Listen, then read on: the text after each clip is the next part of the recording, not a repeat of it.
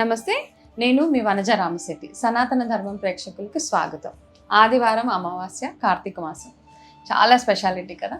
మనకి మామూలుగానే ఆదివారం అమావాస్య వచ్చిందంటే చాలామందికి ఆరోగ్య సమస్యలు ఉన్నా, నరదృష్టి ఉన్నా, మన టైం బాగోలేదు అని ఎవరైతే అనుకుంటున్నారో వాళ్ళందరూ చేయాల్సిన చాలా చాలా పరిహారాలు చాలా చేస్తూ ఉంటాం ఆదివారం పూట.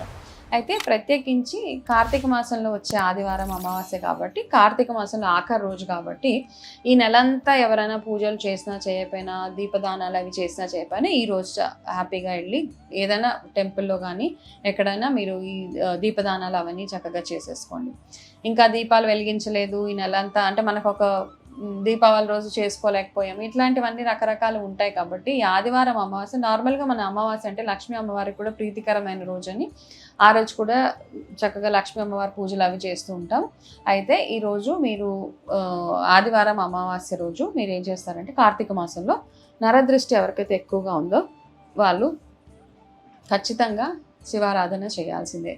మీకు వీలైతే మీ ఇంట్లో అభిషేకాలు చేసుకోండి, మీ ఇంట్లో శివలింగాలు అలాంటివి ఏమైనా ఉంటే, లేదు అంటే కనుక మీ దగ్గరలో ఉన్న శివాలయానికి వెళ్ళి అక్కడ అభిషేకాలు, శివుడు అభిషేక ప్రియుడు కదా, సో ఆ రోజు మీకు తోచినంత అభిషేకాలు అవి చేయించండి. ఆర్థిక సమస్యలు కానీ, బిజినెస్లో వ్యాపారంలో సమస్యలు అట్లాంటివి ఉంటే లక్ష్మీ అమ్మవారి పూజ ఆదివారం అమావాస్య రోజు ఖచ్చితంగా చేయండి.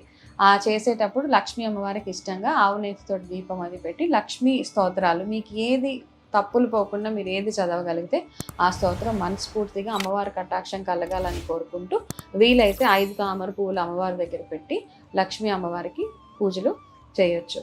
అదేవిధంగా మీరు ఎవరికైనా దాన ధర్మాలు అవి చేయాలనుకుంటే ఈ ఆదివారం రోజు దాన ధర్మాలు చేయొచ్చు. ప్రత్యేకించి పితృదేవతలకు గాను మనం ప్రతి అమావాస్యకి పితృదేవతల పేరు మీద ఏదో ఒకటి చాలామంది ఈ మధ్య చేస్తూ ఉన్నారు. అలా చేస్తేనే వాళ్ళు మనకు భగవంతుడి ఆశీర్వాదం ఎంతైతే అవసరమో పితృదేవతల ఆశీర్వాదం కూడా అంతే అవసరం. కాబట్టి ప్రతి అమావాస్యకి ఖచ్చితంగా వాళ్ళ పేరు మీద ఏదో ఒకటి, వాళ్ళకి ఏదో ఒకటి వండి పెట్టడమో, లేకపోతే వాళ్ళ పేరు మీద ఎవరికైనా లేని వాళ్ళకి కాస్త దానం అలాంటివి చేయడము, వాళ్ళని తలుచుకోవడం చాలా చాలా ఇంపార్టెంట్. వాళ్ళ పేరు మీద మీరు ఒక దీపం వెలిగించండి. అంటే భగవంతుడు మీ పూజ మందిరంలో కాకుండా పెద్దవాళ్ళకు గాను మీకు గతించిన వాళ్ళు ఎవరైతే ఉంటారో, మన పితృదేవతలు ఎవరైతే ఉంటారో వాళ్ళ కోసము ఒక దీపాన్ని మీ ఇంటి బయట ఎక్కడో సౌత్ సైడ్ ఒక దగ్గర పెట్టి వాళ్ళని ఒక్కసారి తలుచుకొని వాళ్ళ ఆశీర్వాదం కూడా మీకు ఉండాలని మనస్ఫూర్తిగా కోరుకోండి. అలాగే నరదృష్టితోటి చాలామంది ఇబ్బంది పడుతూ ఉంటారు, మాకు దిష్టి తగిలింది అట్లాంటి అనుకుంటూ ఉంటాం కదా.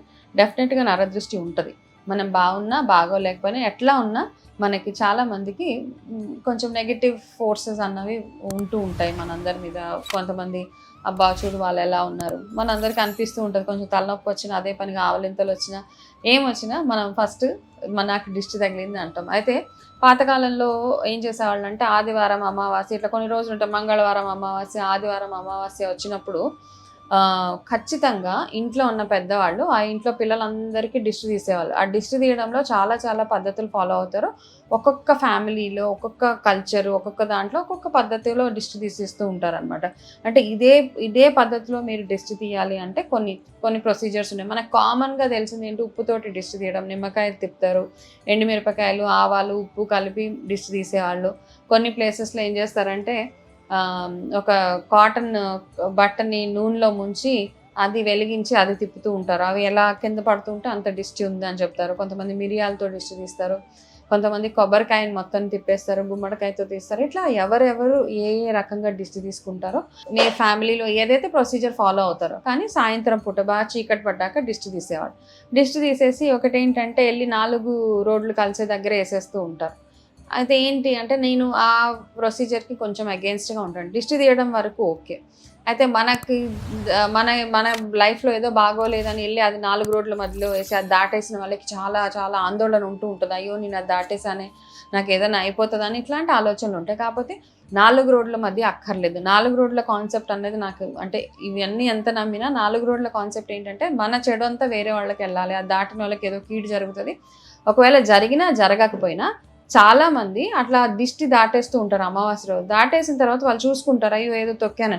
ఆ సైకలాజికల్ ఫీలింగ్ తోటి చాలా చాలా ఇబ్బంది పడిన వాళ్ళు నేను చాలా మందిని చూశాను. నేను అమావాస్య రోజు పలానా దాటేసాను, ఆ రోజు నుంచి నాకు బాగోలేదు, ఆ రోజు నుంచి తలనొప్పి వస్తుంది, ఆ రోజు నుంచి నాకు బాడీ పెయిన్స్ వస్తున్నాయి, మా ఇంట్లో పరిస్థితులు బాగోలేదని ఇట్లా చాలామంది ఉన్నారు. కాబట్టి ఇలా దిష్టి తీసేసినవన్నీ ఎక్కడ పడితే అక్కడ వేసేయడం, రోడ్ల మధ్యలో వేసేయడం, మీ బెస్ట్ ఆప్షన్ ఏదైనా కార్నర్లో ఎక్కడన్నా అట్లా వేసేసేయండి. ఉప్పు అయితే కనుక జస్ట్ వాష్ బేసిన్లోనో పారే నీళ్ళల్లోనో ఎక్కడో అట్లాంటి ప్లేసెస్లో.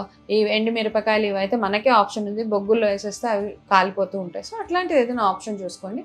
అవతల వాళ్ళకి ఇబ్బంది కలిగేలాగా ఏ పనులు మనం చేయకూడదు, అదొకటి గుర్తుపెట్టుకొని. కానీ ఖచ్చితంగా ఈ అమావాస్య రోజు లక్ష్మీ ఆరాధన, ఇంకొకటి మర్చిపోకుండా ఆదివారం అమావాస్య వచ్చిన రోజు, ఆదివారం అష్టమి వచ్చిన రోజు 2 పనులు నేను రెగ్యులర్గా చేసేది. ఒకటి కాళీ ఆరాధన, కాలభైరవ ఆరాధన. ఇవి మాత్రం ఖచ్చితంగా చేయండి. మన టైం బాగుండాలి అంటే ఈ 2 ఆరాధనలు, కాళీమాత టెంపుల్ ఎక్కడైనా ఉంటే ఆ టెంపుల్కి వెళ్ళండి.